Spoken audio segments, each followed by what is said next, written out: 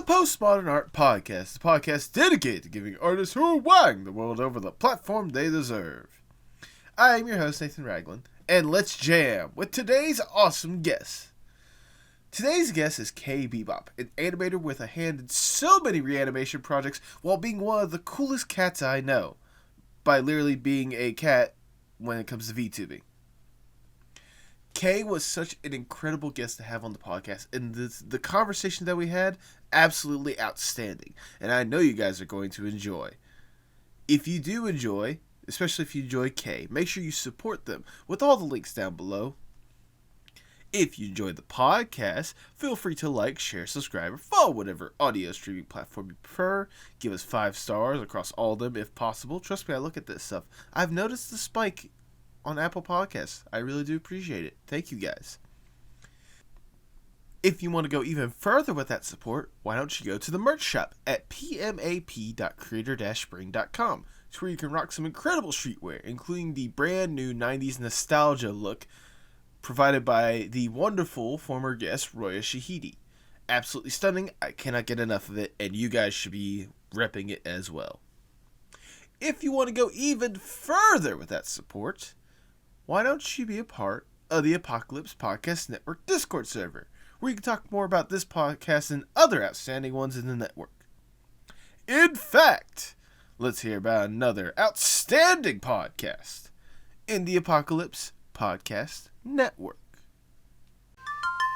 Hot Goss with Trash Comedy is the podcast where we trade sweet, sweet facts like they're dirty little pieces of gossip. We're a New York-based comedy team, and we're joined each week with a funny, delightful friend. After each person shares their fact, we rate those facts from, oh my god, that's not hot, that's as cold as the coldest ice you've ever seen, to, oh my god, that's so spicy, my mouth is gone. So if that made sense to you, then please join us on Mondays, wherever you get your podcasts. And now, without further ado, please enjoy the Postmodern Art Podcast. Hello. Hi, how are you? Doing wonderful. About yourself? Doing alright. That's good. Oh, you have a Chester plush. I'm sorry. I loved Chester, the makeshift plush. Yes, I do. Yeah, I'm a big fan of them. I was gonna say I've actually had them on the podcast as well. That's really cool. That's really cool. It's Small world. True. I was gonna say I think I've had a good bit of VTubers. It also certainly didn't hurt that I'm about to get into it myself. So it's really fun. It's really, really fun. it's one of those I need to, because I'm not personally an artist myself. I'm waiting for my artists to finish up the PNGs for it, which they got like a good couple other things they need to do. But I've already communicated with them, and like at the very least that, and then figuring out the technical aspect of connecting my OBS to Twitch and how to do that aspect of it. Mm-hmm. I should be set to go like mid-February, something like that. So Cool. Are you just doing like a PNG tuber, or are you doing like a fully rigged? I'm gonna do like VTuber? the PNG for now because money and the fact that I'm only using like a simple gaming laptop for streaming and stuff So instead of true. like the full setup or whatnot. Like if I ever get to that point, I'm gonna go all in with the VTubing. But just to start out, just to get my the wheels rolling Foot or in the whatnot. water. Just yeah. Yeah. So Yeah, hopefully I I'll do totally well. get that. I'm sure, like the VTubing scene, like I've only been doing it for what, maybe like 3 months, 2 months, Yeah. and a lot of people are really, really chill. So I've noticed that, especially like on top of that, like one of the VTubers I did have on this podcast was someone by the name of Artsy Grandpa. I don't know if you're familiar with them or not. I'm not. I was gonna say they're like, I'm not gonna say they're very prominent with the VTubing community. I think like on their Twitter they got like close to 10,000, and then on Twitch alone they got like over 2,000 followers or stuff. Yeah, some along the lines of that. But no, the point is like I've had them on the podcast, and they've been like, I've been keeping in touch with them, all stuff like that, and they've also like included me with like some of the his own like friend group and such. So it's like been incredible just to be like fully immersed and getting to like interact with a lot of the community firsthand.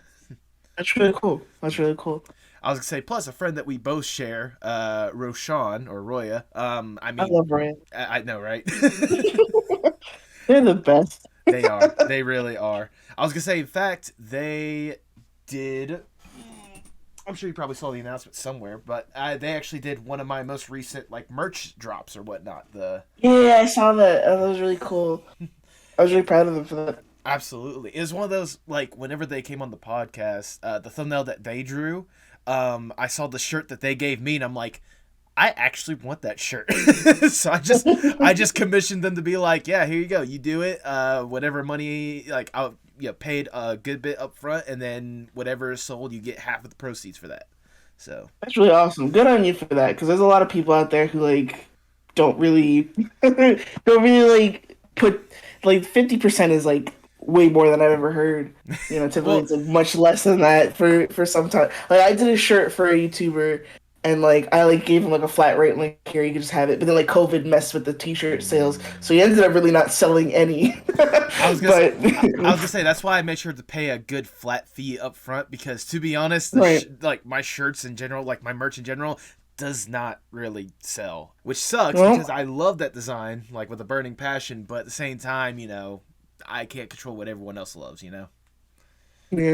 You can't lead a horse to water. You can lead a horse to water, but you can't make him drink. Exactly. Which is like the really upsetting part about merch. Because I've wanted to do merch for so long, but I'm like, I don't want to like have 500 keychains in my closet that aren't gonna get sold.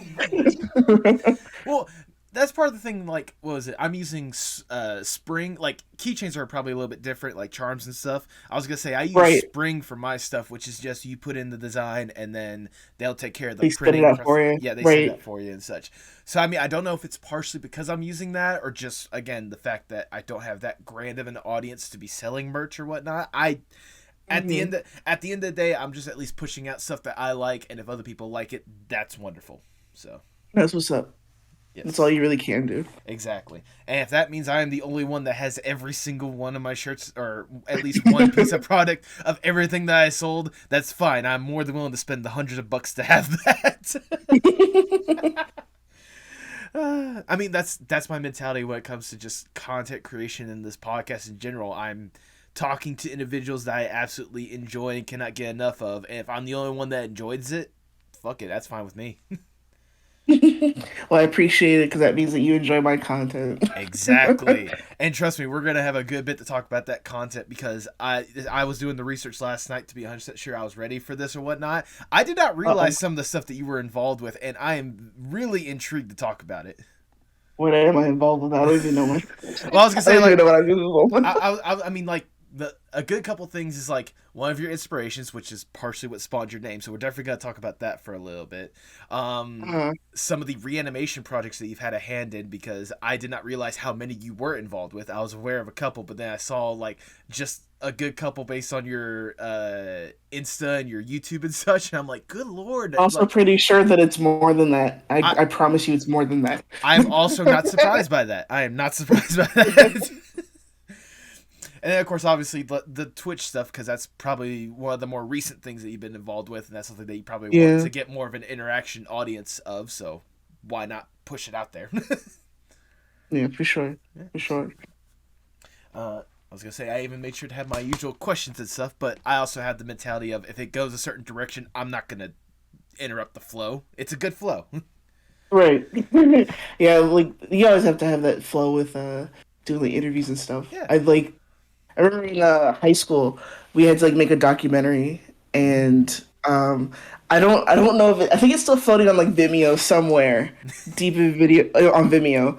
And like me and a friend of mine who also ended up going to the same college as me, we like did a documentary about like what it means to be an animator. Oh. And like it was really cute, like seeing me as like a junior in high school. It's like, oh my gosh, I had so much youth. I didn't have such big bags under my eyes back then. That's just more details that you need to make sure you animate. That's all. It's a unique character descriptor or something like that. People can recognize that character by the thousands of bags. No, I'm joking. The Louis Vuitton bags under my eyes. There you go. All right, Kay, before we really get going, I must ask the icebreaker question of the podcast. Let's say you get an opportunity to go to a desert island on your own accord. It is just you, alone with your thoughts. You get to step back, breathe, and enjoy yourself for a little bit. However, you get to bring one piece of media or one piece of art with you to make sure you don't go completely insane bonkers on that island. What is that one piece you bring with you? I have a question Go to for answer it. your question.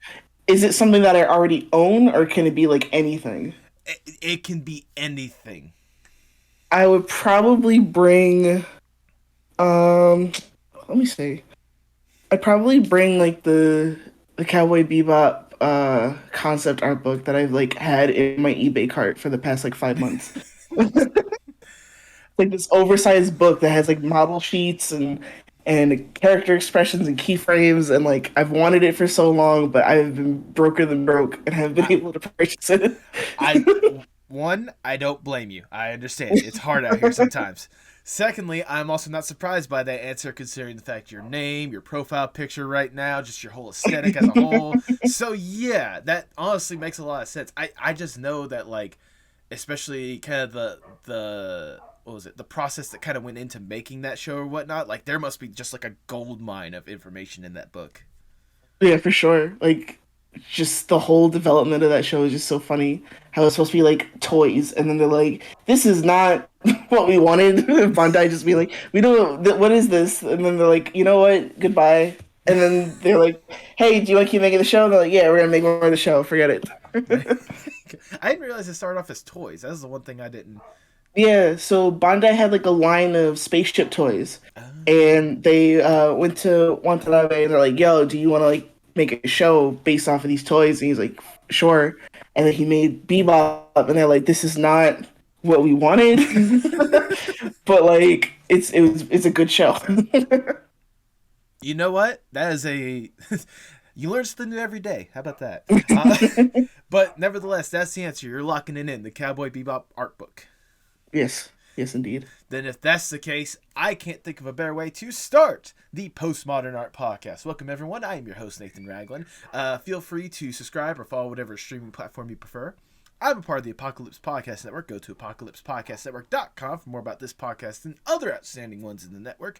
And follow us on Twitter and Instagram at PostmodArtPod for future updates and guest announcements, including today's guest.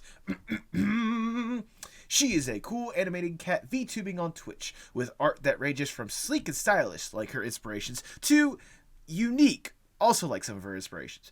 Welcome to the podcast, Kay Bebop! Hello, you have so much energy.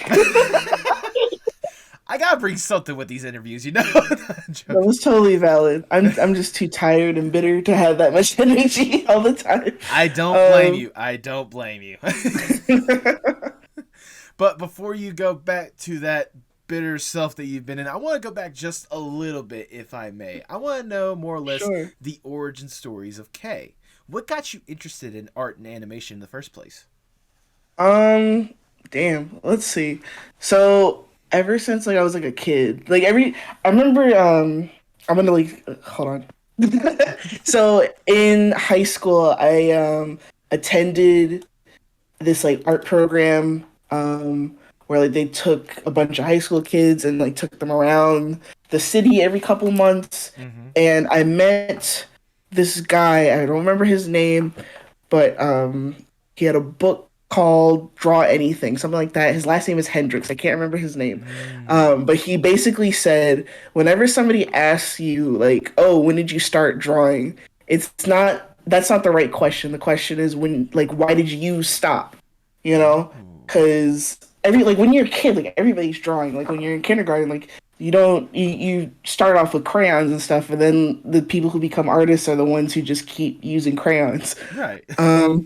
So like I've been drawing my whole life, but I took it seriously in the 6th grade when my friends saw me doodling in a sketchbook, and they're like, "Yo, there's this manga competition at a library by my house. You should join because you're like the one drawer I know." And I was like, "Cool, I'll do it." My dad, I like did weeks of research. I watched all of Mark Curley's YouTube tutorials at the time, this was like before he even reached maybe like I don't know, 100,000 subscribers on YouTube. Like, Oh wow. I was there. I was there. You are no G. From the beginning. I watched all of his content. I watched every bit of content on YouTube on how to draw and how to get good. And then like my dad took me to one meeting, and then he got bored. He's like, I know, I really don't want to come back to this like area anymore. You're just not going back there, because it was just like when I went, it was just me and some other kid. And nobody else. He was like, "Yeah, I don't feel comfortable with this." So, but then like I didn't stop drawing. I'm not gonna, have all that information go to waste. Right. So by the 8th grade, this is something that you didn't find in your research. I made a DeviantArt account, and it still exists. Nintendo Fan 1293, and it has maybe about like 4 months worth of art from when I was 13 years old, and it shows. It's all like edgy and anime inspired. And I pray that DeviantArt never deletes that account, because I just want to keep that up as a reminder of where it came from. It's a good foundation. It's a very good foundation. It's hilarious. I can imagine. Then after that, I applied to high schools. I wanted to go. So I'm in New York. I'm in NYC. I wanted to go to art and design. Okay. Because they specifically had like a cartooning program, but they also had an animation program. I wanted to be a cartoonist before I wanted to be an animator. But then I ended up applying to. I ended up going to LaGuardia High School, Fierro LaGuardia, which is mainly known for the drama department. Because a lot of alumni who graduated from that school became really famous people. You know, like Timothy Chalamet, Ansel Elgort, Nicki Minaj. All these crazy people have graduated from that high school. Right. So it has like a reputation. And my dad was like, "You're gonna go there," and I was like, "Okay." I don't want to, but okay. So I went to that school for art, and I was surrounded by a lot of really cool people. In my second year, my art teacher, we were in like the computer lab, which wasn't normal, because typically in second year at that high school, you would be doing like a drawing course where we were in the lab, and she taught us how to animate in Photoshop. And then I was like, why would I want to make comics when I can make them move? I feel like that's way cooler. Yeah. So I just stuck with animation from there. I discovered SVA, and I had like every bit of SVA content that they gave out at like the open houses, or when they like left catalogs in the art rooms, because they would stop by sometimes. Sometimes professors would teach like after school programs there, and like I was a SVA fangirl. And then Steven Universe came out, so then like SVA became students nicknamed it Steven University, which is really funny. But now everybody knows that like Dana Terrace and Vtuber also graduated from SVA, so they want to go there for that too. And then I went to SVA, and I just graduated last year. Hey. And since then I've been working freelance and doing reanimation projects, and that is my full character arc, my whole anime backstory. I was gonna say like the parts before even high school alone. I'm pretty sure that's a good like season 1 of whatever OVA we're trying to make out of this. I feel like my story would be like Monster, how like all this crap happens in the first 4 episodes. I mean, good point, but still, nevertheless, I want to go back just a little bit in that little origin story. I know there was a lot of points that you like indicated or whatnot, but whether it be Hendrix or whether it be watching the one YouTuber that you were talking about, for you, when did it go from just like this genuine like love you had for it to a passion and then wanting to make it your career? Well, that's the thing, because like I'm really good at math, and ever since I was like a kid, like when I was like 5, like I want to be a scientist when I grow up, and I would draw myself. I would draw myself in like a Dexter's Lab situation. There you go. But like instead of it being like nice and blue, it would be like a hodgepodge of using every single color in my 64 pack of Crayola crayons. With the pencil sharpener in the back. Hey, get fancy. Every year I got another box of those because I would like go through them. But like I've been drawing my whole life, and like I wasn't. I'm gonna be honest. I wasn't good, but like I was good in comparison to the people around me, and the people around me were gassing me up like, yo, you should be an artist. But there were two moments in my life that made me realize that I wanted to do this as a career. One in middle school, my math teacher, who I'm still in contact with to this day, he really encouraged me to like make art more than my own parents, which was really funny. But like he like encouraged me to make art. Like um uh I made him like a Rage comic poster, which has not aged well because he keeps it up to he keeps it up in his room to this day. Yeah, you remember the Why You Know guy? Like, Yeah. why you know do like it that it's that.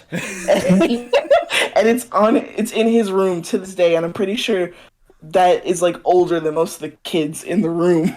Like they don't even know what the hell that thing is. Probably. And like he encouraged me with cause I would write comics in his class. Actually, I'm lying to you. In elementary school, me and my best friend, who I'm still friends with to this day, in the fourth and fifth grade, we had like a group of guys and then one girl, me, and we all made comics. And by making comics, I mean I took paper out of my dad's printer, like forced it to fold. Like I took like 40 pieces of paper and forced it to fold, and then broke my grandmother's stapler trying to staple the 80 sheets of paper together. And then we would draw a cover, and then be like, this is what the comic is. And then we would put like self inserts and like just pass the same book to each other until it was finished. We only finished one. I mean, still, that's 80 pages. That's impressive. It was always cool, like seeing like what the next guy did. It was called Cool Guy, and like I was like, I want to do this. I want to be a comic artist. So then next after that would be the animation thing in high school, and then the last moment that made me realize what I wanted to do, in my senior year of high school, in like the beginning, I was talking with somebody who I don't talk to anymore, but she was like, she looked me square in my face. She said, Kiana, if you don't do anything with art, I'm going to kick your ass. And I was like, cool. And to this day, I think about that sometimes. Like, if I don't do art, she will find me. She will kick my ass. So it's just a threat. I'm just running on a threat. I mean, fair enough. I mean, to be fair, seeing where you are right now, I would be surprised if you stopped art anytime soon. I mean, so I think your ass is safe, to say the least. I mean, you've certainly gone definitely head first when it comes to this art stuff, not just going past, elementary school, high school and all that stuff like that, but as you hit that a little bit, SVA, School of Visual Arts and such. What was that? Yeah. What was that experience like for you being at that university? Because I can imagine like being there and being like full, like all in with the stuff that you just absolutely love and want to be a part with may have been like a changing experience in one aspect for another. To be very, very honest, it was a mixed experience. Okay. I looking back on it, I'm like, I kind of just a little bit regret it. If I was just like a year later, I probably would have had a much better experience than I did, because a lot of changes happened the year I graduated, and now like all these crazy things are happening. For the underclassmen, like they're getting paid internships with a company that I didn't get paid to work for, or they're getting like more modern professors that are teaching based off of their like direct experience into the industry. It's just like it's a great school and it's gotten better, but not in a way where I could have reaped the benefits from it. Which is fine. Like, it's great for the people who are currently there. I also graduated, not to date the podcast, but like, like in the middle of a pandemic. Didn't help. Yeah. But it actually helped me specifically, but I know other people didn't like it because I don't like the commute. Because I live in New York, like I don't need to dorm, but like I still have to commute. And I had like a whole setup at home. And whenever I would like go to school, all the keyboard shortcuts would be messed up, or certain settings would be messed up.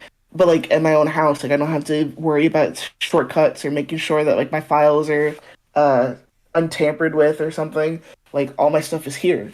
So I definitely like I probably wouldn't have finished my thesis film if, if that wasn't in the pandemic, because I was able to work on my thesis film during classes because it was all on Zoom, which is really funny. Um, but yeah, SVA, I think as like I always tell people like, look, you don't need to go to art school. They don't train you for the industry. The only way to be trained for the industry is to kind of be thrown into it. Right.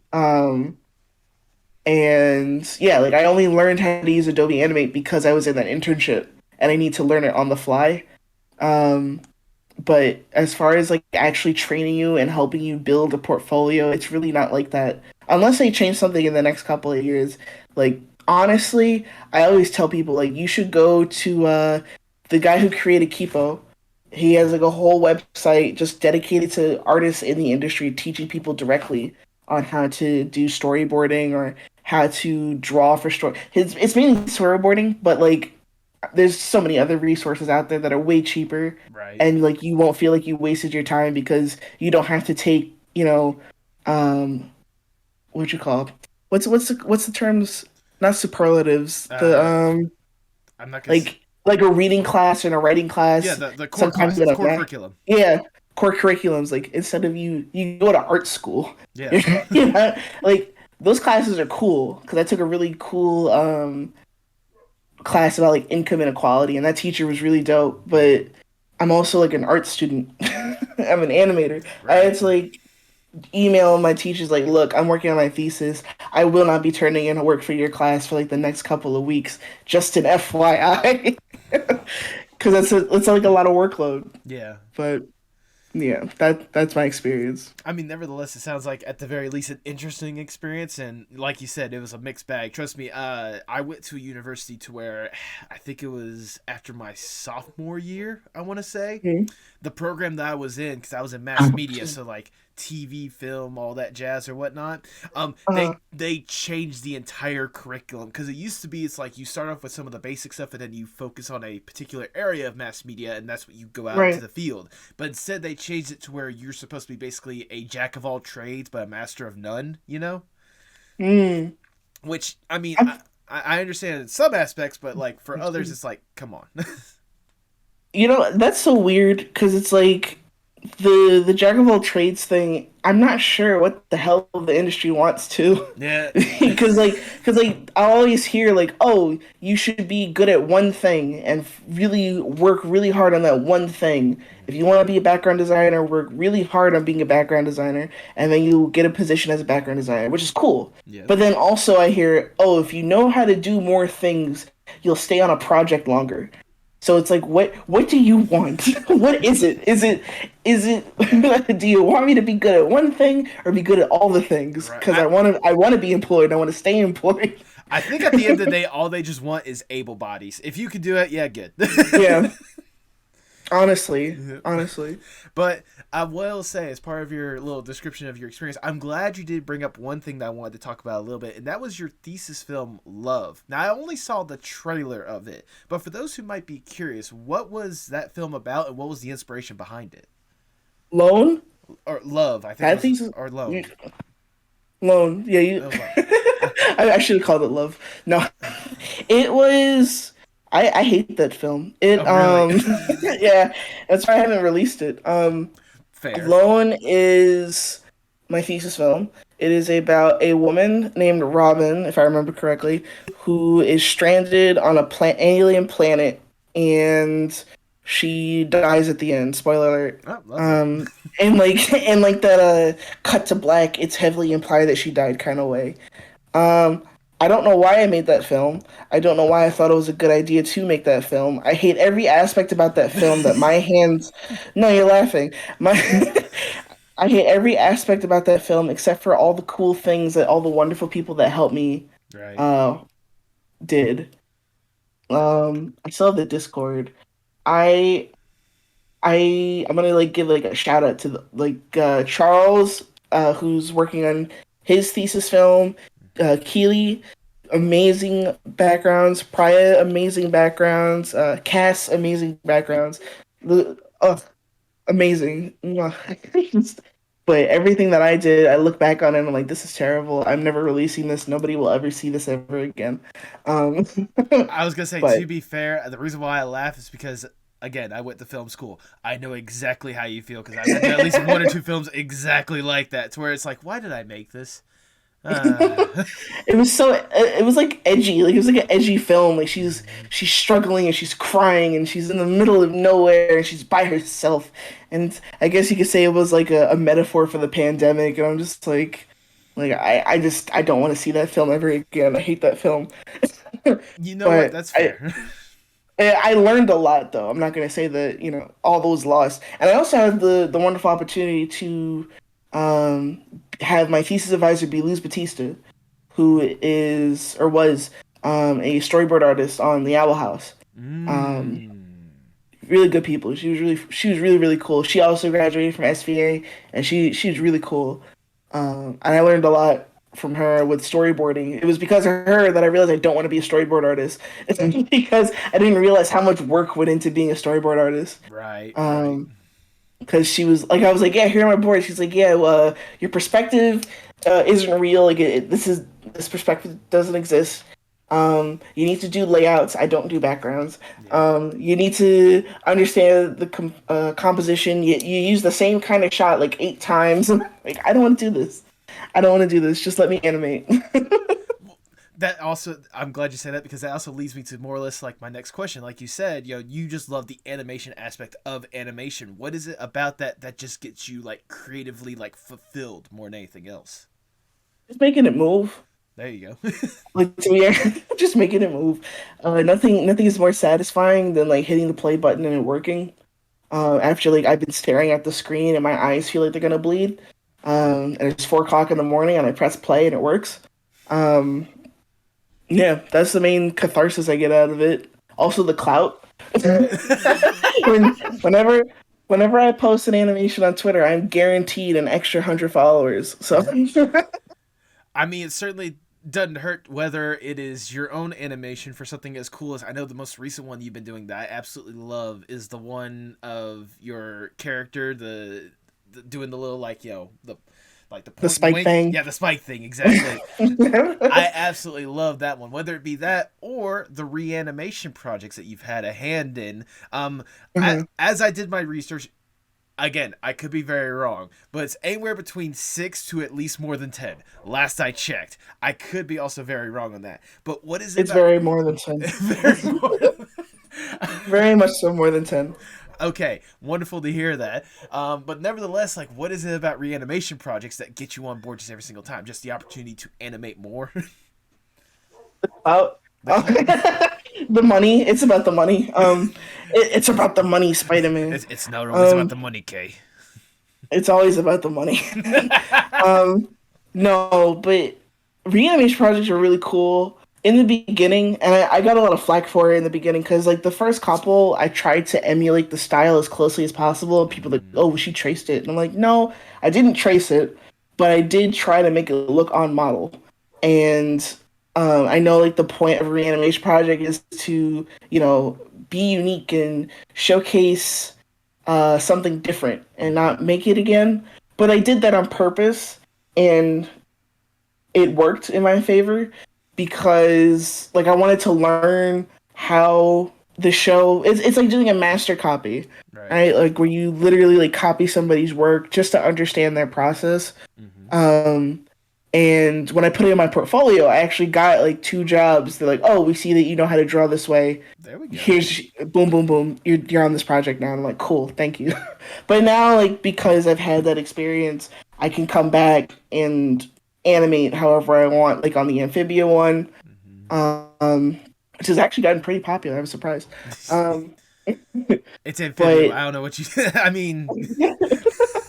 So true.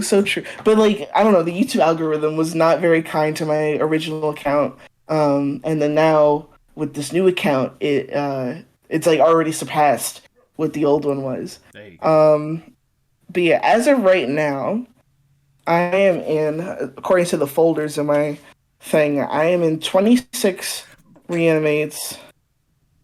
I finished 9. Or 9 scenes. Right. The ones that I finished are I did Amphibia, I did Bee and Puppy Cat, I did Gravity Falls, which had that one has yet to release. I'm Just Your Problem from Adventure Time, which released. There's a My Life as a Teenage Robot one. I'm not even really gonna count that one because my scene was probably like a second. The Neon Genesis Evangelion opening, the Sonic Saturday morning cartoon, SpongeBob movie, and it hasn't been released yet, so I can't like show it. But I'm not sure if you remember at San Diego Comic Con, I think last year, the Owl House and Amphibia did like a table read. Right. So a bunch of animators got together and like they wanted to create like animate it. Right. So I have a second scene to do for that one, but I finished one. I mean, even then, like, just the amount of project that you listed right there. I don't know if you probably look at your folders, but I literally fell back hearing 26 reanimation projects. Goodness. I admire your dedication more than anything else to want to be involved with each and every single one. Yeah. They're fun. Yeah. It's also fun to flex on people. Just be like, yeah, I'm an animator. I do this for a living. There you go. I mean, to be fair, I've known several people that have been part of reanimation projects in one aspect for another. I know a friend we both share that we talked about earlier, Roya, was in charge of the Kirby, reanimated. Yeah. So, like, I know how much love and support goes behind all these reanimation projects, but, like, goodness, like, you seem to be, like, you're trying to be like Thanos with the like Infinity Gauntlet, except that there's like 100 gems instead of just the 5. I look like the kids in Infinity Train, there but instead of it being like, I don't know what the number represents exactly, but mine represent how many reanimation projects I'm in. And the funny thing is, some of these I don't find, they find me. They're like, oh, we saw you, we were in the SpongeBob reanimate, really liked your scene, you want to join ours?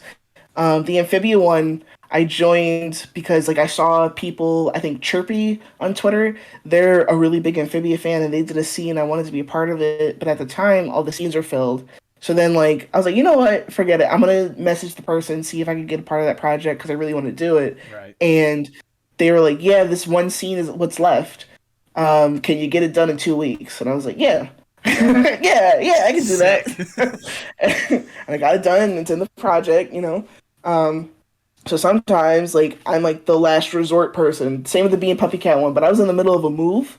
Oh. So thankfully, the host of the Bee and Puppy Cat Reanimate was really nice, and they were like, yeah. I was like, yeah, like, I just moved. Can I get, like, an extra couple weeks to do it? And they're like, yes, of course. I completely understand. And I got it done on time, and it released, and that did pretty well. But yeah, Reanimates are fun. Oh, yeah. The one that I'm working on now, or ones... is there's an Owl House reanimate that I'm helping host, which is pretty cool. And we're trying to shoot for June, but I doubt it'll be done by June, and that's why I set the due date for June. So that way, because we want to release it on the anniversary of the Owl Houses in January. Right. So hopefully this year it'll get done. But yeah. That's my experience with Reanimates. I was gonna say, I know, what was it? My producer Tipsy J Hartz. She's actually currently involved with the Grim Adventures of Billy and Mandy reanimated one that they're doing. So again, seeing all these different reanimation projects, it's just absolutely incredible. And I know, like, especially for each and every single one of these cartoons that you probably had a hand in, there's at least some form of love and passion behind every single one. That's why you want to be involved with it. You can correct me if I'm wrong. Yeah. Yeah. I've been approached to do like a Ren and Stimpy one, and I've declined it because I just don't like all the ones that I'm in are a part of things that I enjoy. I'm not gonna just join a reanimation project just because it exists. Right. Like there's definitely like a handful that I just don't want to do. Right. Not to say that like if you're in it like that's a bad thing, but it's just not for me. Excuse me, but yeah. I was going to say, I guess what's even cooler about it is, like you said before, like, you being a part of these reanimation projects has gotten you some incredible animation, like, opportunities as well, like being a freelance animator as well. Yeah, it definitely helps beef up my reel. That was like the goal. My goal was to do a bunch of reanimation projects so I had a reel that wasn't just like the bouncing ball on a walk cycle. Right. Because like every studio has seen those a million times over. But I I think that like a reanimation project is helpful, especially because like it shows that not only can I animate, but I can do a background if like absolutely necessary, and I Right. can composite, I could clean up my work. Um, it's funny, the Sonic reanimate that I did was the first time I ever cleaned up my animation. Really. um, yeah, I hate doing cleanup. I still hate doing cleanup, but, but here I am doing lackadaisy cleanup. So Hey, there you go. it That's it all comes full circle for me. exactly. Now, the only way it could come a little bit more full circle is if there's eventually a reanimation project. There might be one out there already, and you might be a part of it for all I know. But if there's a reanimation project for quite possibly, I'm assuming one of your biggest inspirations, that's Cowboy Bebop. I thought about hosting it. like myself. Like I thought of like doing a Cowboy Bebop reanimation project. Um if it exists, please contact me. Yes. But if it doesn't, I definitely like considered it. Specifically, the one with Cowboy Andy, Cowboy Funk. That's my favorite episode. Everybody's like, "Oh, Toys in the Attic." No, I like Cowboy Funk. That's my favorite episode. There you go. Um, I How, would totally host a reanime for that. how did you first become aware of the series in the first place, and why does it hold a special place in your heart? In my senior year of high school, a friend of mine, his name is Brian. He he would always we would always joke about like because I was just getting into anime again, Mm-hmm. um, and he like mentioned Cowboy Bebop, and I was like, "What the hell is that? It sounds weird." He was like, "No, it's not. It's really good. And it's about like a found family." And I was like, "Oh, cool." He's like, "Yeah, I know you like Star Trek and space and stuff. Like, you should totally watch it." And I was like, "Cool, I'll give it a shot." And I watched a couple episodes. And like, wow, this is great. And then I didn't watch it for a year. Oh. I think I just finished on the Cowboy Andy episode, Mm-hmm. and then the episode right after that is the one with the guy who like shoot what's his name, Pierre Off the top of my Lafau, head, I can't something like remember. that. But you know what I'm talking about. Like he and I was like, what the fuck is this show? Like what's going on? But then I watched it all the way through and I fell in love with it. And then like the 20th anniversary came around and I watched it in theaters, which was a really big treat. And then I ended up meeting Steve Blum at Comic Con, There and I you actually go. have I drew a picture of Spike, and I still have it somewhere. It's in a frame Nice. that he signed, which was really cool. That has to be So surreal more than anything else. Like, especially considering the fact that, again, you like it was only your senior year of high school where you really got involved with this, and now it's basically like a part of you. everything, yeah. I'm like looking. I have like a swordfish figurine. I have a face ship. I have a what you call the build kit. I have a bunch of posters I'm looking at. I have a little plush. I have a figurine. I just love collecting. I I will be 100% honest with you, and you might hate me for saying this, but I've watched a few episodes, and it's one of those like I need to like sit down and actually watch the entirety of it, because what I have seen Mhm. before, because I used to be one of those to where like I used to stay up late watching Toonami, whatever comes on, and Cowboy Bebop was one of those shows that like always grabbed my attention, but I just need to sit down and just watch the entirety of the series, like straight up, Mhm. because again, it always got my attention, but I just never had the opportunity to just, or I never taken the opportunity to sit down and just watch it.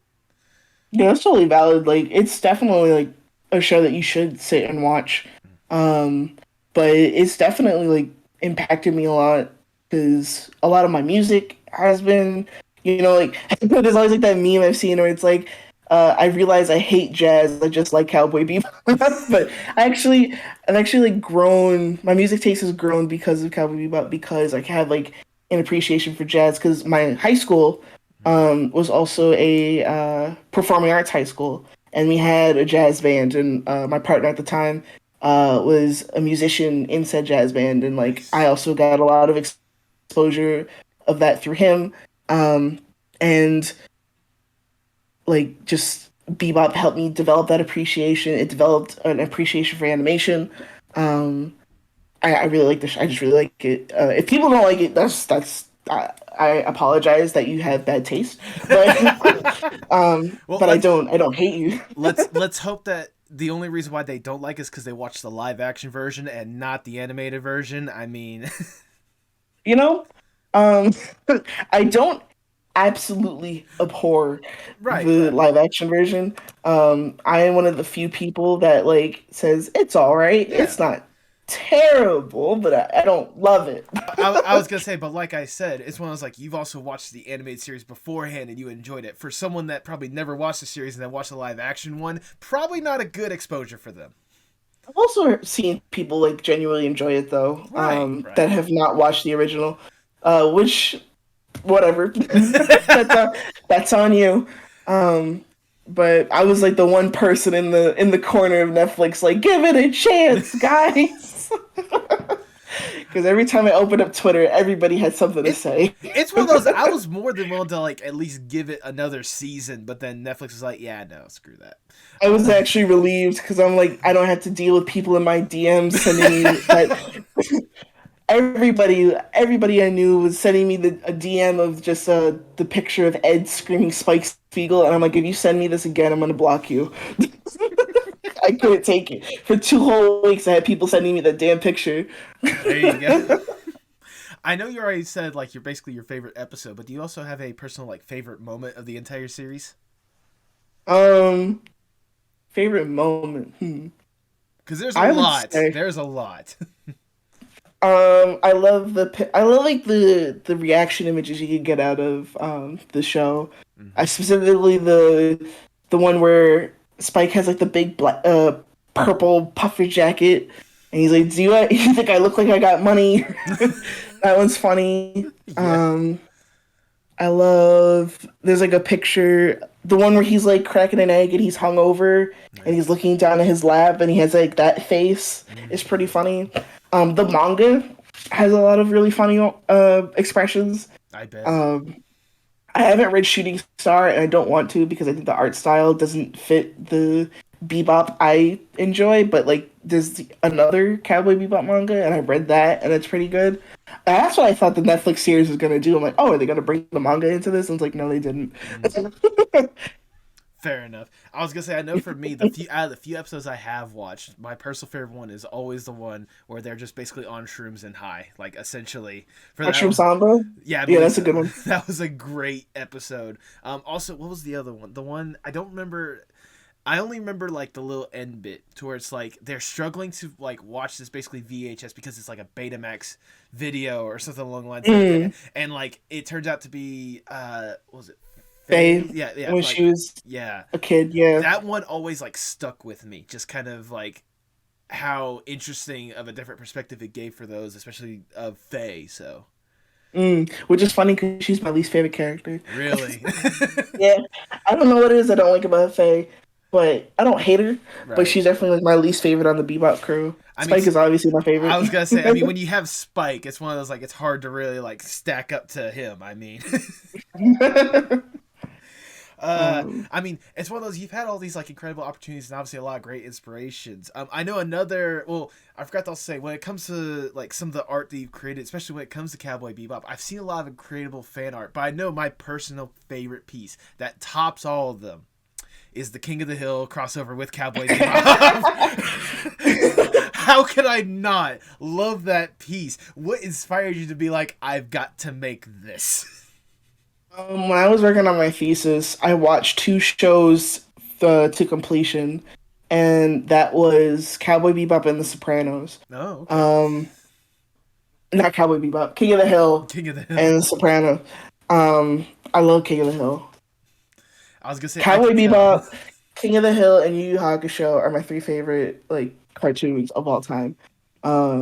Like yeah, I love Amphibia, yeah, I love the Owl House, but those 3 are like in my pocket, in my back pocket, forever and always. I actually have like a pin board dedicated to Cowboy Bebop, King of the Hill, and Yu Yu Hakusho. That's fair. And one of an artist who actually ended up becoming a mutual on Twitter, which is really cool, is Steve Yurko. And I'm looking at it right now. He did a print of King of the Hill crossed with Sailor Moon. And I did one earlier than the Cowboy Bebop one. I did one where it was Naruto and Cowboy Bebop, which got pretty popular.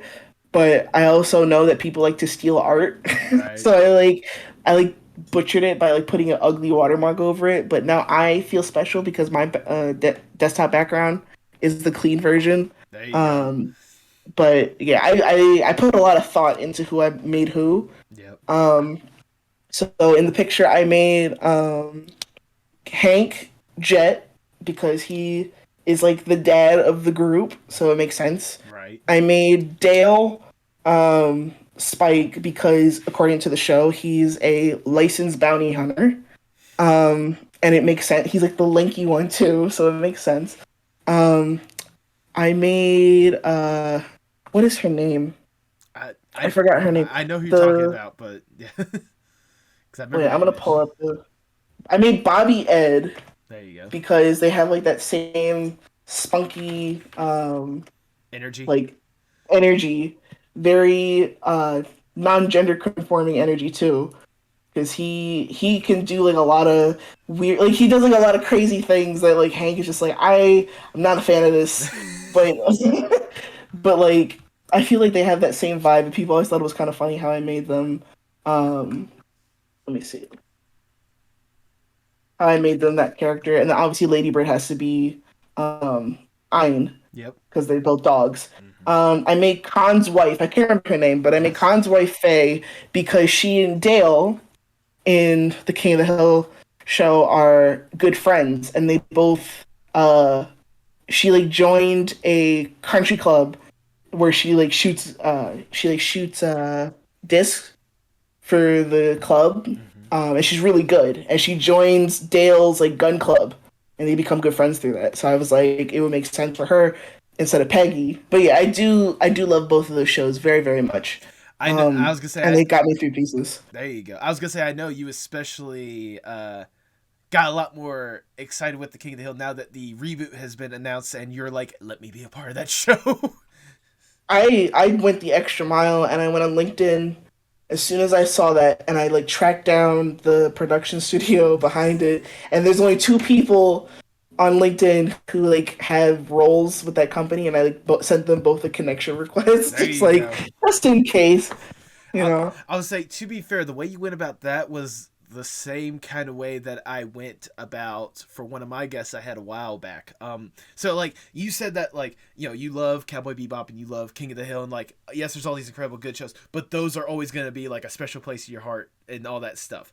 For me, I have a show that's like that as well. And it's a show called Class of 3000. Does this one even remotely ring a bell? Yeah. Yeah, I was going to say, like, that was like my absolute favorite, like Andre 3000 show, stuff like that. So when I was getting the podcast like first starting up, I decided to look at the credits to see who was involved with that show because I wanted to know what the experience was like on that show. And I found I found the director of the entirety of the show, Joe Horn, who has also had experience with like the Boondocks, the original Sonic the Hedgehog Saturday morning cartoon, Teenage Mutant Ninja Turtles, like experience with that stuff. Found him on LinkedIn.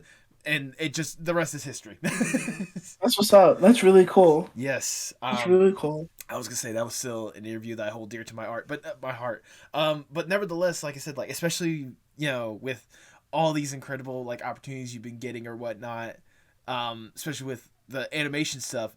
There's also like other stuff you've had opportunities with, and there's one in particular I wanted to ask about because I saw it. I'm like, there's no way you got to be involved with this.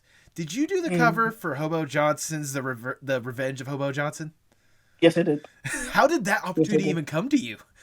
I've been a Hobo Johnson fan since Peach Scone came out. I was like in a really bad place. Like I said, my former partner from high school, I recently broke up with him after like going on and off for a little while, and I was in a really low spot. And I stumbled across his song on Facebook. And after that, like, I really got into it. And I know that, like, not many people are into Hobo Johnson. That's totally fine. Right. I tell myself all the time, like, if I wasn't in that spot, I probably would have been like, what the hell is this? But I was in a spot, and it hit the right nerves. And it definitely made me be like, you know what? I really like this guy. I really like his content. Fast forward a couple months, or a year, maybe.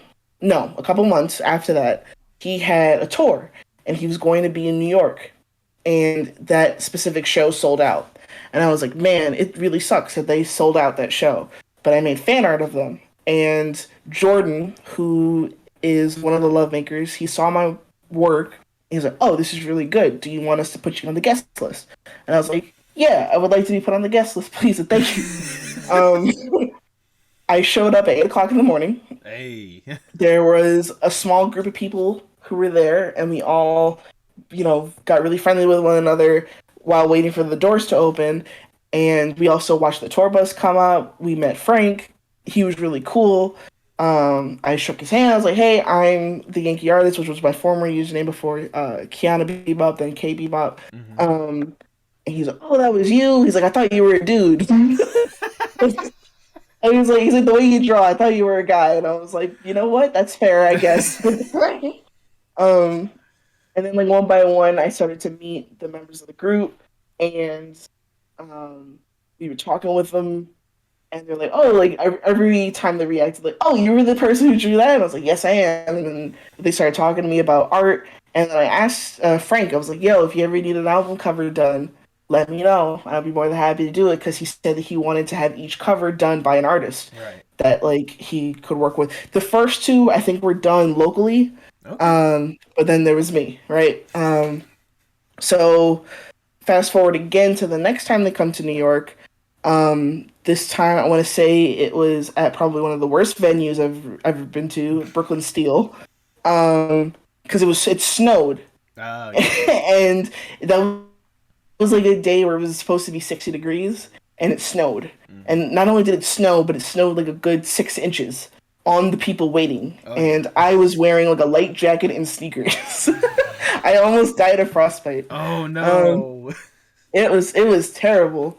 But I bumped into him then, and I started to get really cool. I was cool with his crew, the stage handler and his social media people. They all of them know me and I know them. So that venue came and went. I was going through a really tough time. His crew handler came over. He's like, yo, here. And he gave me $30. And I was like, wow. And I started crying because he knew that I was in a really tight spot. So then fast forward again to now the fall of Hobo Johnson dropped. And he performed a song at the previous concert, and I was like, "Oh, this would look good. This would look really good animated." I told him I imagine a Schoolhouse Rock kind of vibe for this specific song. There you go. And then he was like, "Oh yeah, totally. We could work something out." We talked for a little bit, and then he kind of got busy with other things, and so did I because I had school. Right. And he thought that animation could just be done in good animation could be done in no time. So then he comes to New York again for a YouTube thing, and they let me in through the back. They're like, yo, come meet us behind this building, and then we're all gonna go up together. And they're like, yeah, pretend you're with us. And I was like, okay. So we go to the green room and we're chilling, and then we go get some snacks, and he shows his latest album, and then the next day, the animation is revealed for the exact song I said should be animated, and it was not good. Oh. And I told him that to his face at the next concert. And I was like, yo, what? I was like, what? Everybody that knew me was like, yo, what the fuck was that? What was that? You could have had her do it. Even his crew manager was like, yo, you have a fan who would be more than happy to do that for you. He told me it was done in 7 days, and I was like, yeah, it looks like it was done in 7 days, Frank. Looks like it could be done in 7 hours, okay? So after that, it's now May, and I'm just wrapping up my thesis, and I get a text from Derek, who is another person in the band, and Derek was like, hey, we need an album cover. And I was like, when do you need it? And I did something, and they're like, I went through a couple emails back and forth. I had the opportunity to make an album, and they also hired me to make a music video. But they never released it. But they still paid me a pretty penny. Hey. to do both, which was really cool. And I did the like remember I just finished my thesis, and then I did this whole film and like this whole music video in a month, and so I was just extra burnt out, but I got a good paycheck out of it. So, but that was really dope. And I also, I'm not sure if you're a Hobo Johnson fan, but when they went on tour last year, I also did the drum cover for them too. Right. I saw that as well. I mean, Yeah. nevertheless, like it's incredible. First off, I did not expect that incredible of a story leading up to how you got that, but I absolutely love it. I mean, the fact that, again, you said yourself, like, Hobo basically helped you out of whatever, like they were a comfort for you, and now you're getting an opportunity to help them out as well as they helping you out. Like, that's got to be, like, insane. Yeah, it was really cool to work with them and like talk with them over the phone. Like, yo, like, how's school going? And I was like, it's going great. Yeah, they're all really cool. His mom, I remember like in the very beginning, his mother would always like live stream on Instagram, and as soon as I would join in, she's like, "Oh my gosh, it's the Yankee artist, welcome!" They're all really nice. They're all really good people. Well, I'm glad to hear that, and I'm glad, nevertheless, that you got a cool opportunity to be part of a widely released like album and the drum cover or whatnot for I imagine, a good sized tour.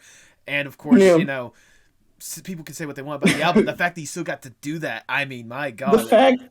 The fact that my artwork is featured in a Fantano video is pretty fun. Yes. Oh my God. Yeah. I didn't even think about that. Like, yes. I was like, I know I've made it. Fantano says it's trash over my album. It's like, you can say what you want about the music, but a lot of people are going to agree. That album cover looked outstanding. Thank you. Thank you. I'm not going to lie. Until I saw that you did that, I honestly thought that was a picture. I didn't like look in depth to see that it was like a painting or more or less. And I was like, oh my God, wow. It's funny because there's like a Hobo Johnson Discord server. It's pretty inactive, but when I joined it, it like lit up because I was like, yeah, like I did the cover art, and they didn't believe me. Yeah. So I sent them the version that doesn't have the pixelation on it, and they're like, oh shit, like that's actually the. Yeah, I was like, yeah, this is something that they wanted the pixel art after the fact, and I was like, yeah. Yeah. Here it is without the pixels to prove who I am. I did that. This is to prove that this is legit. Don't doubt me. I am the OG.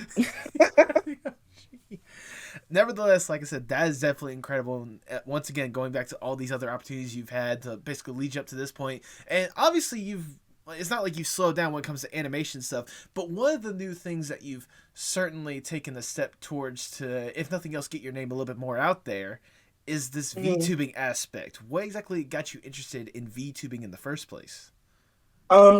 Chester. I don't know why, but they follow me on Twitter, and I follow them, and like their whole VTubing thing is so cute, and I was like, I want to do that. I have like I don't know if there's like an actual term for it, an actual like real condition, but I have a major phobia of having like my face appear on camera. Okay. That's why I don't have a camera. I don't take pictures. It's funny, my current partner, Brian, he thought I was a bot when we met on a dating app because none of my pictures were like selfies. Right. They were all pictures taken of me. So he thought like, oh, this is just some random person on the internet. But it's like, no, those are of me. I just couldn't take those pictures myself. Like, I cannot.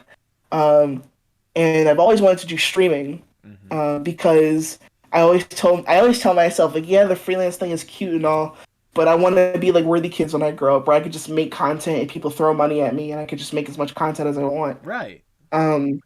So I thought that doing the streaming thing would be helpful, but I didn't want to show my face. Like, I know that like people show their face in the corner in like a little box, or like they'll have something that represents them. And then this VTubing thing comes up, and I was like, that's perfect. I can make myself look however the fuck I want.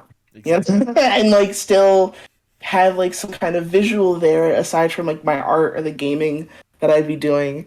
And so far it's just like a hobby thing, something I do on the side. Right. Because you need the time and resources to do it, and I don't because of work. Yes. Because of money. but like also at the same time you got to stream more to really get. So it's like a give and take. Hmm. Um, I just try to start like I'm trying to find a rhythm to it. I am gonna try and stream like every day for a couple of weeks, just to test the waters to see like what days really stick with people.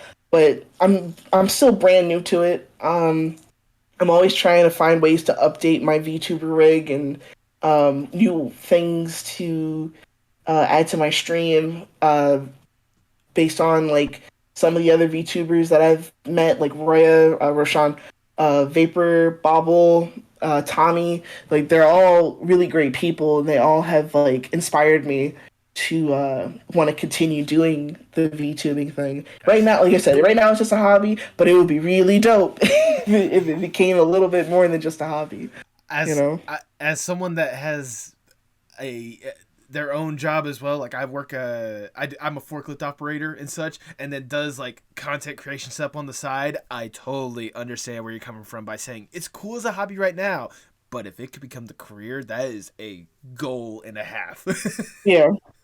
It's cool as a hobby unless you know it looks like the reanimation thing is doing really well with YouTube though, because I've heard that like it's hard to grow on Twitch. Right. It's a lot easier to grow on YouTube, and if I could get like this little bit of people to come to Twitch, I could start up a Patreon and maybe people could start supporting me there and my animation work, you know. Yeah. Because like I definitely want to make my own films. I think somebody interviewed recently Star, like Hmm. they Star Tees, like they're doing like a whole show. Like I just want to do little films. Like I Yeah. have a film that I submitted to like a Warner's short program. And Ooh. if that goes through, like I'm dropping everything and I'm gonna work on that. I really, because like Fair. that's a passion project right there. But I need time, money, and resources, and I don't have that right now. Honestly, that is very valid and very fair. I know you even said yourself like one of the inspirations behind going that kind of thing would be like, Worthy Kids, who is someone Yeah. I would love to have on the podcast just to pick at, their brain or whatnot. Another one I've actually had on the podcast, Joni Phillips.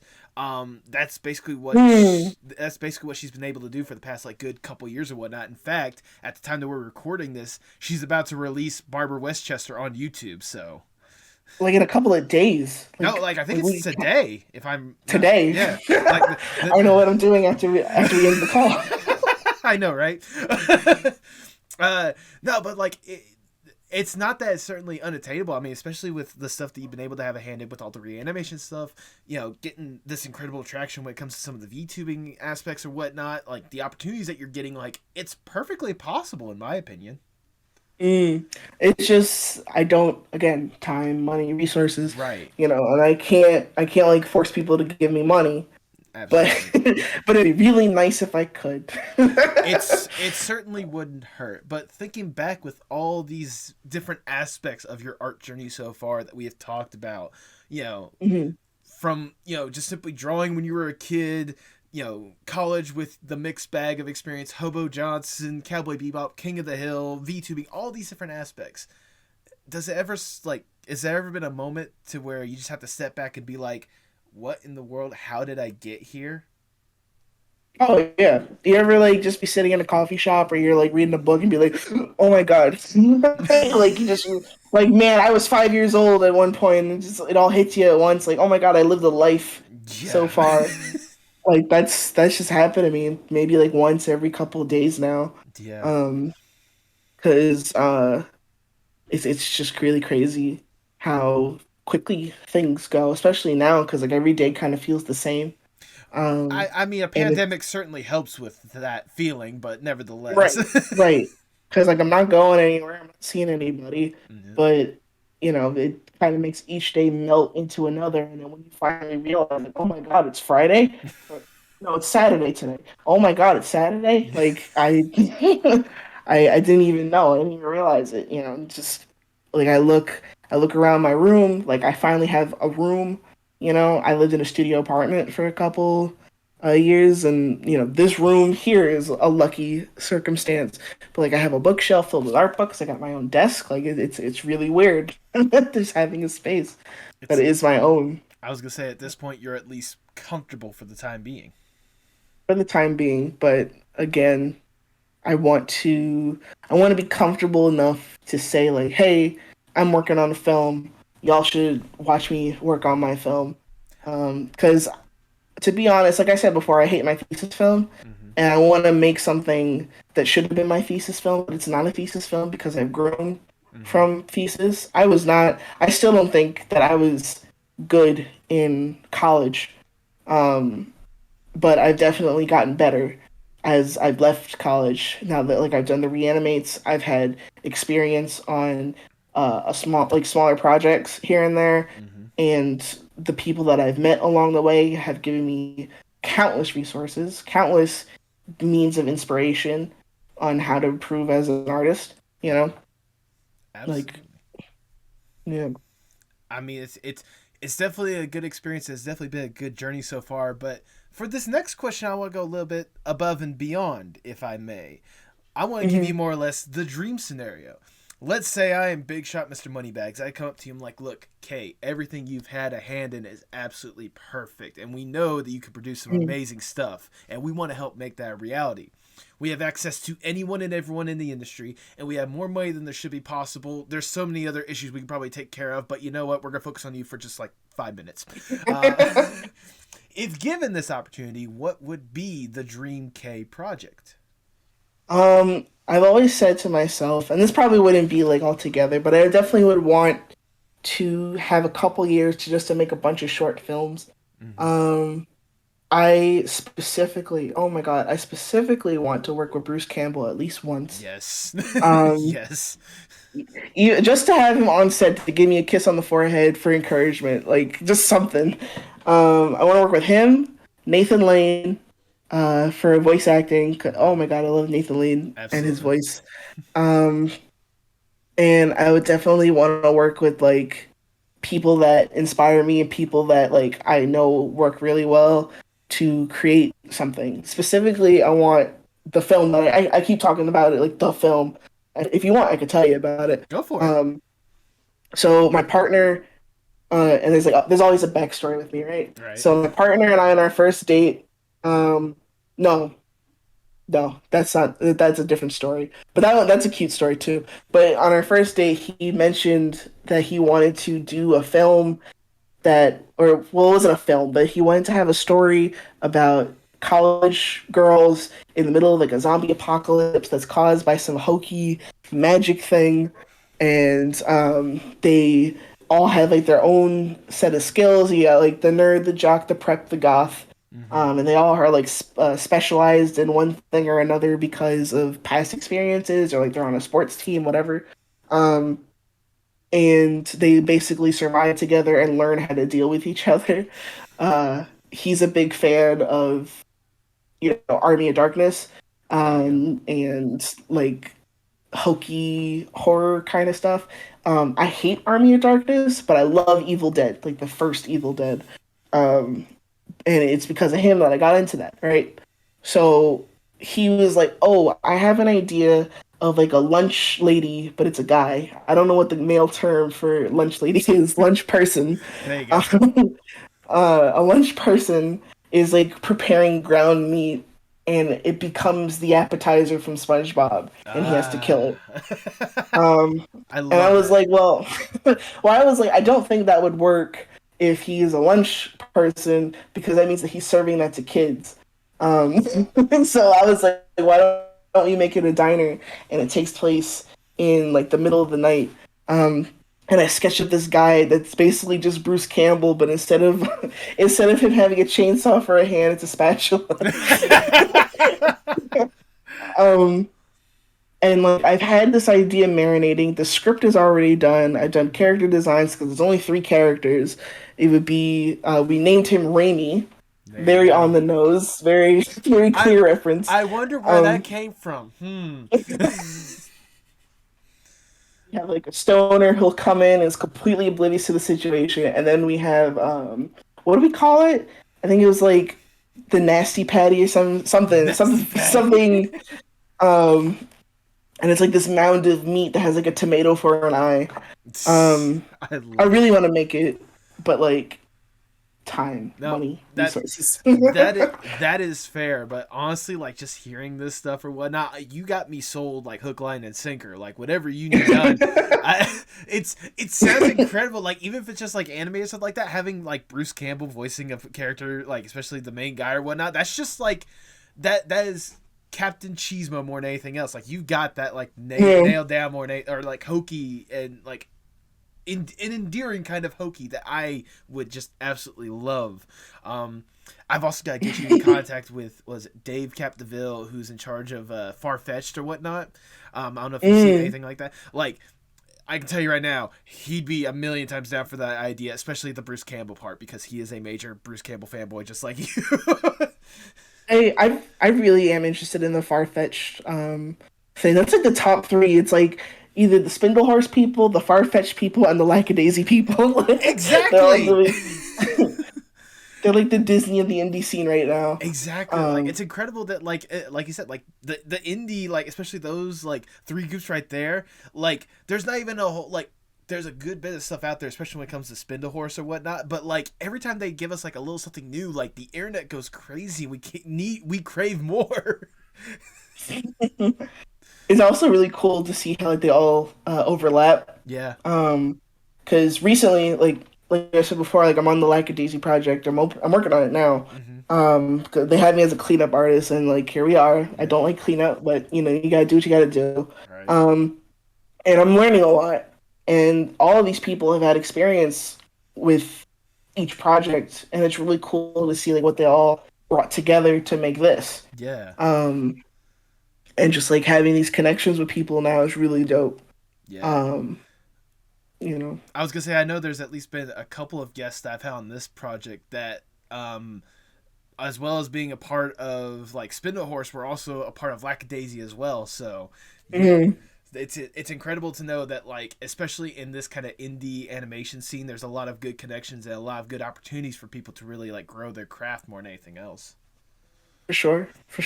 But sadly, we have to come down from the dream scenario. We gotta get back to reality, and I'll ask the ever so generic question: where do you hope to see yourself 5 to 10 years from now? Rich. Fair. Rich and happy. I know that's not gonna happen, but you know, I just hope that in a couple of years from now, I have that film done. I feel like if I got that film done, posted it on YouTube, had a premiere set up, had people gas it up on Twitter for a couple months, I feel like that would just change a lot of things and get a lot of eyes on me, for better or worse. And you know, it will help me grow both as an artist and maybe financially. You know, like not to be a capitalist, but it's just like it's really hard to do things without money. I feel like if I had that money, I would be able to be happier because I'd be able to make whatever the hell I wanted. Exactly. You know. I'm letting you know right now, like if you at least like just tease like some of like the character designs or whatnot that you're talking about, like there will be people that will swarm to that stuff. I know I'll certainly like I'll definitely boost the living crap out of it because I definitely want to see more of it. I appreciate that. I made like a poster that is very clearly a ripoff of Army of Darkness.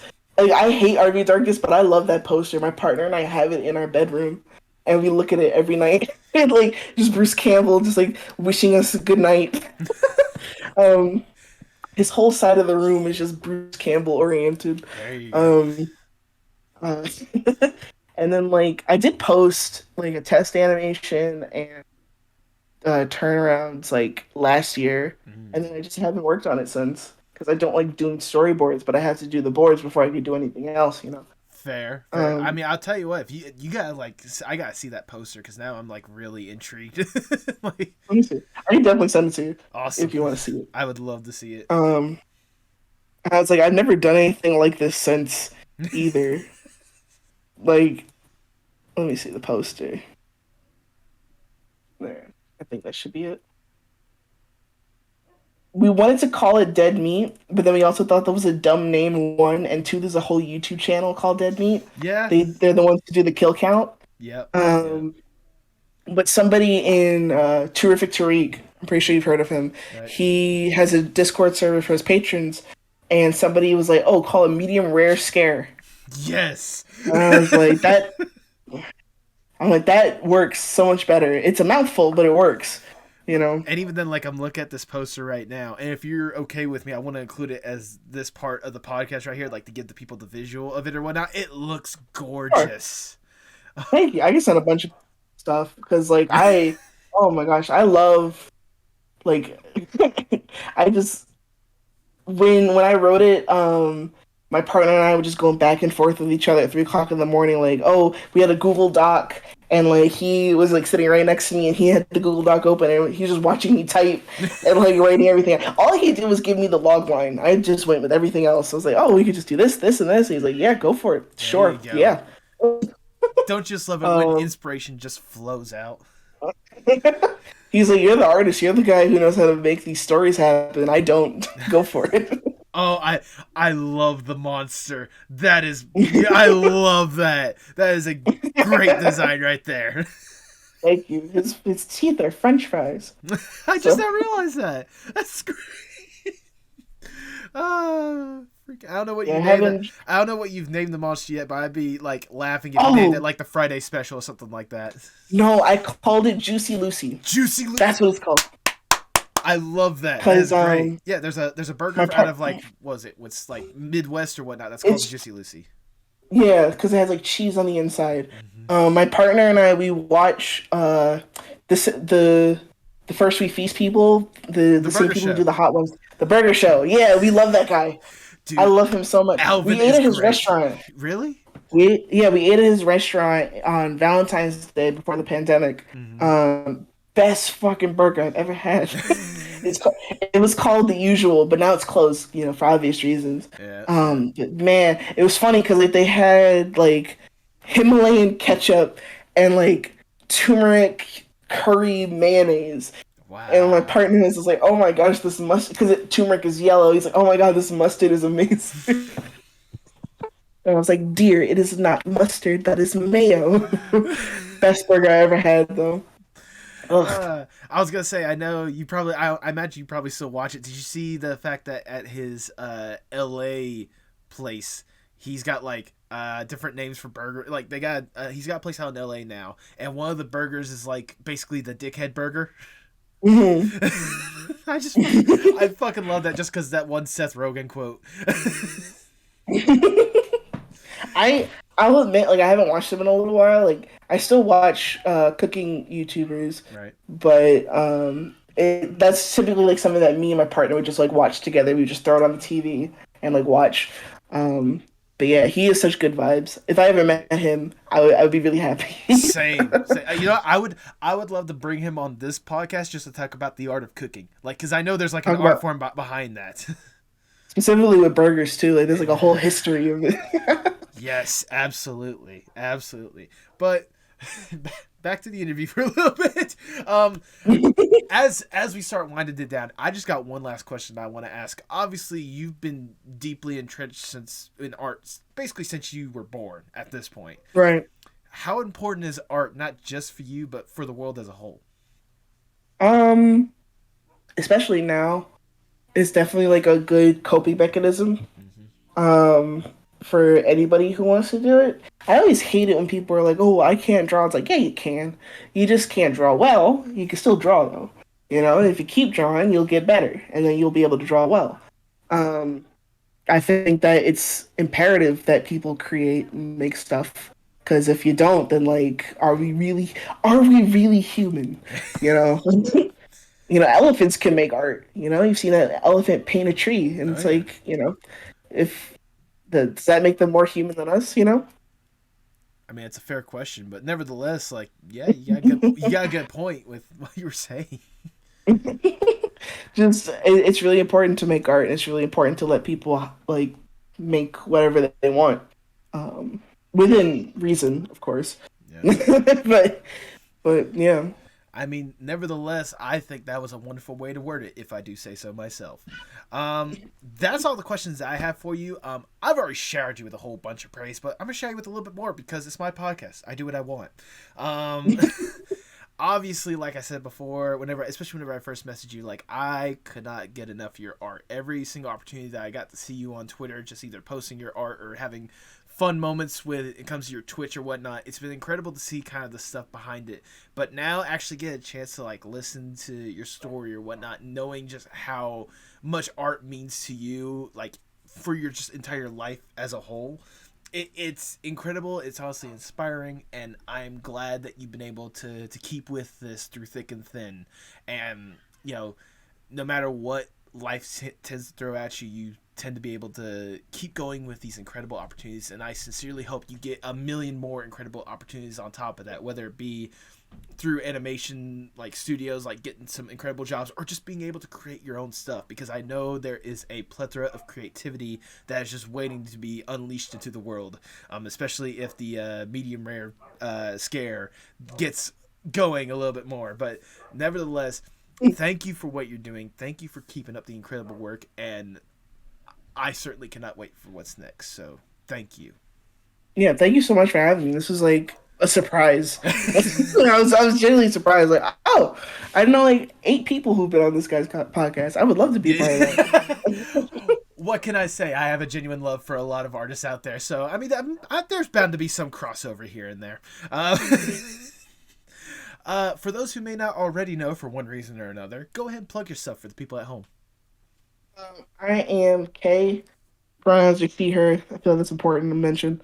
I am on YouTube, Instagram, Twitter. I'm mainly active on Twitter at Kay Bebop. Don't forget the underscore if it's not the right guy. Because every time I like try to get the Kay Bebop tag, it's always taken. So I have to put that underscore.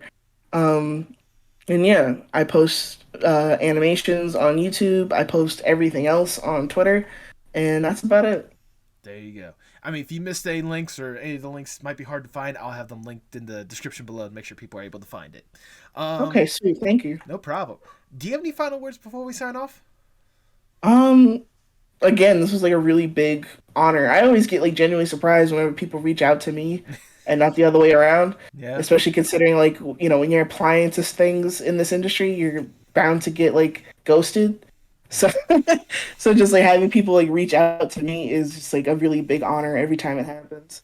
I was going to say 2 things. One, I know exactly how you feel, because as someone that tries to contact a lot of people to be guests on the podcast, there's a good bit of times where I'm just ghosted. Understandable. People have lives and they got a million other things they need to focus on. I am not pressuring them to come on this podcast. The invitation is always open. But secondly, I also want to ask you quickly, is this your first podcast appearance? Yeah. Oh wow, that is an honor for me as well. And I mean, nobody's really knocking on my door to talk to me, but well, I'm knocking. I'm glad you answered. In college, I did like a podcast for a little bit, but then like, me and my partner are always like, we should do a podcast. We're the funniest people ever. Like, people would listen to us if we did a podcast. But yeah, this is the first time I've ever been like interviewed. Well, that isn't for a job. Fair enough. Well, nevertheless, it is an honor for me to basically be the first one to ask you questions for a podcast. But nevertheless, thank you once again. And all I have left to say is, for the people at home, hasta luego, amigos. All right, thank you. Tell me what's wrong, tell me it's parts in motion. Sing me a song, tell me your eyes can open. Show me it all, pick me up in the car you drove when you used to call. Show me it all. Thanks for listening to the Apocalypse Podcast Network. For more great podcasts, go to apocalypsepodcastnetwork.com. And remember, every time you support one of our sponsors, you're supporting the podcast you just heard.